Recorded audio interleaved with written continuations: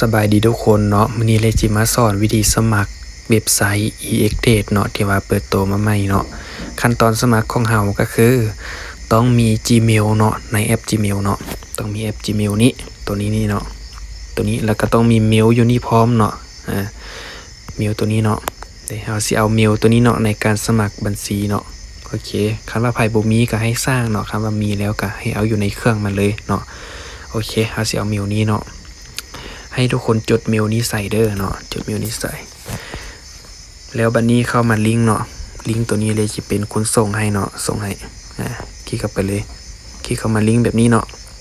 มันจะเข้ามาสู่หน้าลงทะเบียนเนาะบัดนี้เนาะตัวนี้เป็นคือป้อน Gmail ใส่เนาะ Gmail ตัวนี้ก็คือเดี๋ยวแป๊บนึงเข้าไปคัดลอก Gmail ก่อนนะทุกคนเนาะนะเข้าไปคัดลอก Gmail มาใส่ก่อน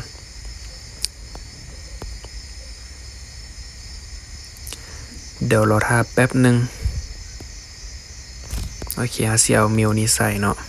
เมลที่ว่าบ่เคยสมัครจักเทื่อเนาะเอามาวางใส่ซองทำอิฐนี่ตัวนี้เป็นการตั้งรหัสผ่านเนาะสิตั้งแบบใดก็ได้แต่ว่าต้องจื้อเนาะตั้งแล้วต้องจื้อ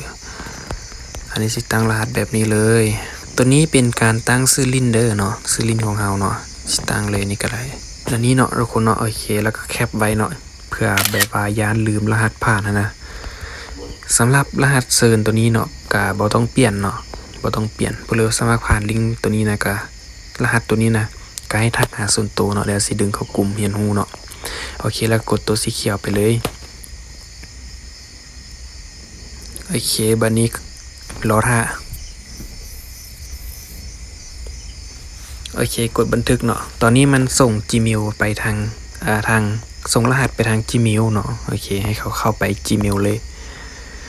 มันจะส่งมาเนาะรีเซ็ตบ่ดึงเด้มันก็จะส่งมาแบบนี้เนาะให้เราคลิกเข้าไปแล้วเลื่อนขึ้นไปให้คลิกตัวนี้เนาะตัวสีขาวนี่แล้วก็เลือกตัวที่ว่าเราจะยืนยันเนาะคลิกเข้าไปโอเคเนาะตอนนี้ก็เปิดว่าสำเร็จแล้วเนาะแล้วกดตัวสีเขียวนี่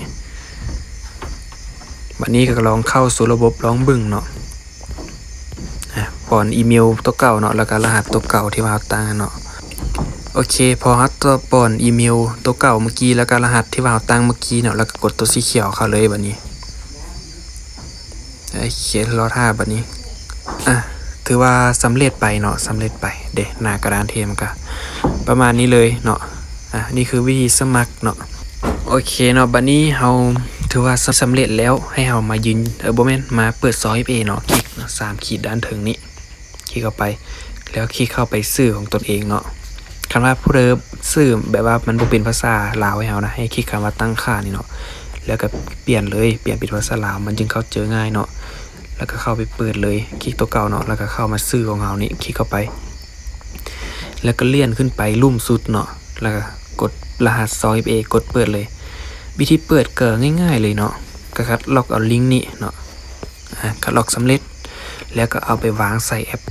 FAเนาะแอปตัวนี้คลิกไม่บวกด้านลุ่มแล้วก็ป้อนคีย์การตั้งค่าชื่อเนาะสิตั้งชื่อไปได้ก็ได้แล้วก็วางใส่เนาะแล้วก็กดเพิ่มมันก็ได้รหัสแบบนี้มาอยู่ลุ่มนี่หน่อยบ่ได้รหัสมาแล้วบัดนี้ก็เข้าไป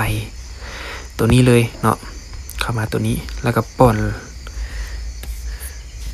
ตัวนี้จะเป็นรหัสผ่านเข้าสู่ระบบรหัสล็อกอินของเฮาเนาะให้เฮาป้อนใส่เลยนะ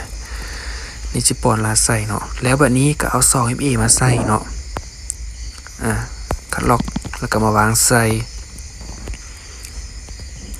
ปึ๊บแล้วก็กดตัวลุ่มเลยเนาะเปิดไซต์